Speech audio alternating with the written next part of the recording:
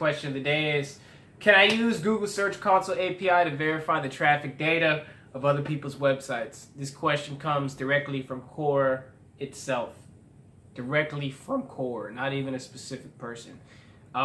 Good question, and I think this is a reasonable question because I think Google Search Console gives you some of the best analytics you'll ever see, or will see, period. It's really the only analytics software that is updated daily, like almost hourly. But the answer is no. And if you could, like Christ, if you could, like a lot of people would be out of business, actually. In fact, the reason a lot of people are in business is because you can't. Like, realistically speaking, you only really need to use Google Search Console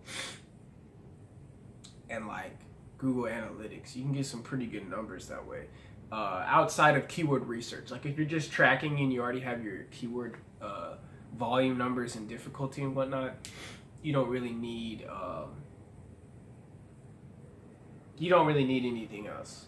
So yeah, the answer to can you use Google Search Console API to verify search data on other people's websites? The answer is no. But thanks for tuning in, guys. See ya.